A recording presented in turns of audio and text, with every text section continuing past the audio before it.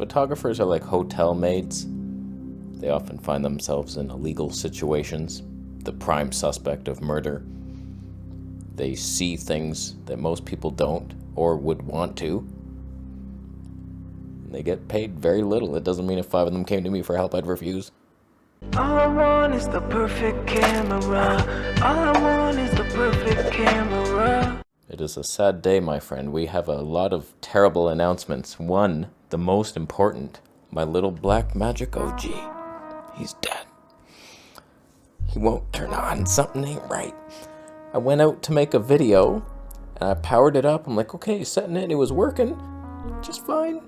But now, not. When I press power, it'll flash. It gives you hope for a second, but it dies. That hope dies quickly. So, like, it's basically dead. I just bought the speed booster for it was $680. I can't recoup those losses ever. So, do one of you jabrones have a screwdriver? It's yours if you want it. The whole rig, I put it up for sale just mentioning, like, it doesn't work. Sometimes it might. But, like, all the accessories are cool, so if one of you guys wants it, all the small rig power source, the cage, everything, I'm done. And I'm not going to replace it. And that's our first lesson. Would you buy the gear you already have today if it was gone? I'm not buying another one of these. It was fun. Best image you could ever get. 2 megapixels, 1080p. Come on. Fantastic. Do I want to search for another one and live that hell with this, like, giant box? No. We're done with you. So, Black Magic, you died today in my heart. And I'll hold you for a while. What's crawling on me? It's my own home. It's my home. So we're back on the disgusting Sony ZV-E1 with the Voigtlander 35mm 1.2. But we have some interesting questions today. Some fascinating discussions will ensue between myself and that camera. Not the one I wished was filming me right now, by the way. Since we just seemed to determine that 24 has too little tonne and f1.2 sometimes has too much. Nothing has too much. The only thing that had too much was your mother with alcohol when you were inside of her. It's playing itself out now with your thoughts. Where's the sweet spot? 1.4? 2? 2.8? For example, Canon makes a 24mm 2.8. Oh, gross. Smaller letter, cheaper than the 24mm 1.4 with no pop. Might that substitute for a large percentage of the 1.4 use cases? Of course, the 3D pop is the most important use case. Okay, very important subject here. Does it matter? I'm purposefully filming on a 1.2 lens to show you that it matters more than anything. If you're on YouTube, you need to blur everything out to oblivion. The Tony balls back there, they're big. But I would argue you do not have to blur the background, but the 3D pop can take the place of that moment where you don't want to blur the background, but you still want this subject separation. You're going to get it on a nice Voigtlander lens or something. Here's a perfect example. I wasn't going to make a video about this, but since this company decided to steal my money and ignore my emails, I figure exposés are about to be released.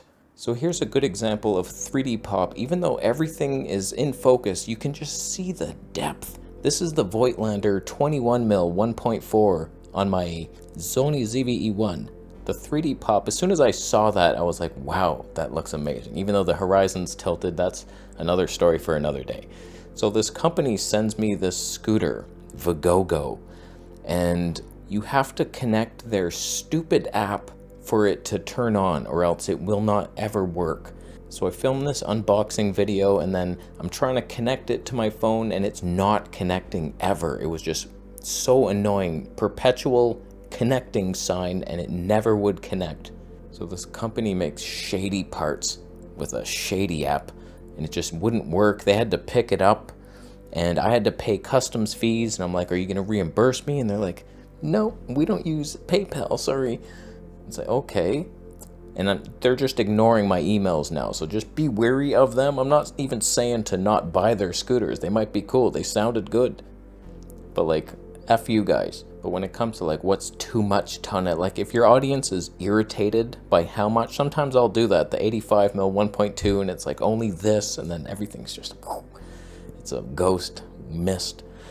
That's fine. is too much. You've stepped over the line, but sometimes we have to do it. I don't know, it's a man thing. And then other times, just 3D pop lens with plenty of background space is good enough. But that's the crazy thing. If companies would just know that, make a 3D pop lens that is like a Tony 4 prime even, but it had the pop, it would look cool and it'd be super light, super cheap, and you'd have something. Probably 2.8 prime if we're being real, but like with the pop, come on now. That's what my Zeiss Batis lenses are. They're all poppy. Could you do a video on lighting equipment? I know you shoot video, but wondering if you have any helpful lighting tips for photography scrubs. Are you seriously asking me for photography lighting? Like flashes and shit? Like who cares? What do you... Every day I get these questions, like, just because I know a lot about cameras doesn't mean I know a lot for your situation. I research everything for vlogging, handheld stave extended on a long ass tripod, like in focus. Why did I look at my light in that moment? That didn't fit. I have some of the worst lighting on YouTube. I only shoot with things that are donated to me by companies begging me to review their product. So I used to have a nice small rig with the lantern. That was my best look, but I was like, this is much smaller. But like, hot damn, it's not very powerful. Wrong angle. I look fugly as hell with it for some reason. It makes my raccoon eyes bleed. And then I have this ghetto-ass tube light on my desk that is like the most ghetto thing we've ever seen. Like, why? I have no tips at all. My tips should be ran from. What I'm hoping a company does is just, the bigger the softbox, the better the look. But that takes up too much space. It's annoying as hell. So something that like maybe folds away at night easily, that'd be cool. And just like not so long, just something flat that could go like right against the wall and then pull it out. What camera do you suggest for long filming without overheating? I want to do some interviews, long shots, but I don't like the idea of my phone sitting on a tripod where someone can grab it. They can grab your camera too, you moron. And my Pocket 3 and action cams can only make it a few minutes at high frame rates. Why are you using high frame rates for interviews? 4K 120p, bro. Tell me about your company. Do something cool. I hope you're fired very soon. Or high quality. You're like in camcorder conversations here. Like no one cares about your corporate position. Like get a C100 Mark II. Fantastic. This thing will record forever. Little SD card on there. 8-bit files. Wow. God, I was gonna sell this, but now my Blackmagic OG is the only vintage camera I have. It's gone. It's dead. So now it's this? What am I gonna do? I have EF lenses, they're good, and I can't use them on anything. I need an R5 too. I just gotta do it. I gotta pounce. This is another example of a question that I don't research what cameras don't overheat. Like I used the Sony ZV-E1. People keep telling me in the comments it overheats. I'm waiting anytime now. Like use it responsibly and it shouldn't. It's pretty hot in here, 27 degrees. We're in 4K because I couldn't see the peaking in HD.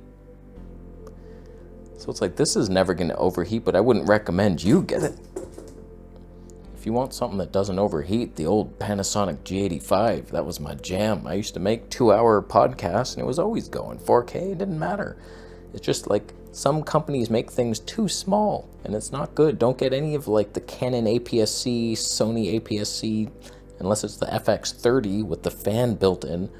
But like how much money are you gonna spend on this thing? It's a corporate interview on a company that's going out of business. But that Canon C100 Mark II is an easy, like that's what it's designed for almost, interviews, long form, reliable content.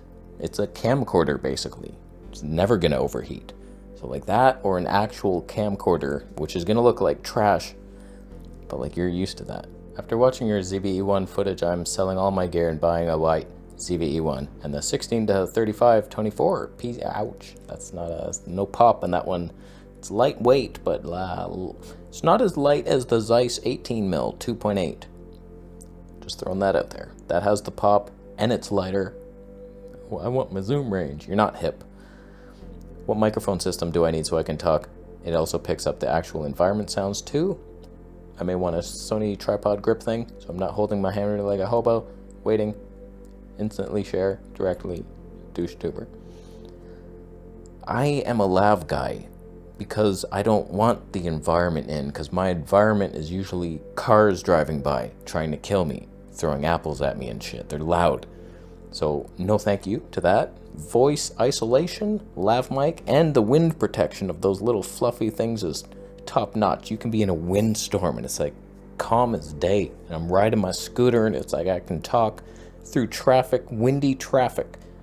Fantastic. But for you, you want your environment, then any shotgun mic, like a Rode Video Micro, still can't be beat. Still the best one. They keep trying to update it with other ideas. Update that one. Although the wind protection is not the same. It is not even close. Wind, you'll hear the wind. Lav mic, you won't. Sennheiser makes a double dick one that goes out. It's like a stereo, 2 wind muffs.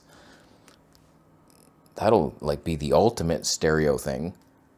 But it's weird and fugly looking. People see it and it's like, what is that? Like, why go back to the drawing board on that one? That's unnecessary.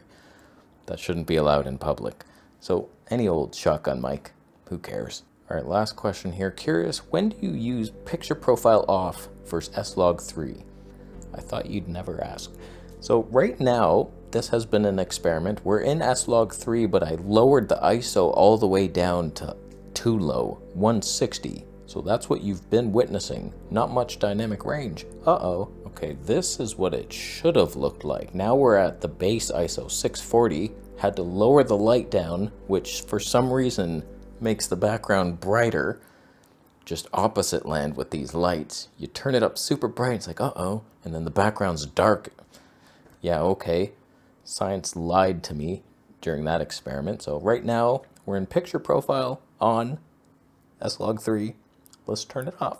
So now we're in standard. I think Sony might be close to leading the industry with 80 ISO. That's about as low as you can get it. I know some Nikons had 64, mine doesn't. So 80 ISO on this. Ultimate dynamic range, lowest noise possible. The only reason I switch, it's not, you think it's a creative choice, like, oh, I definitely need this profile for that.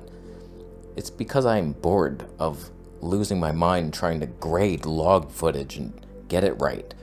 So sometimes I'm just like, we're done with you. This is what Sony color science is. This is nearly straight out of camera. I just do a couple little exposure tweaks because I suck at doing it in camera. That is with nothing. This is straight out of camera. I had a little film grain, little fun times over there.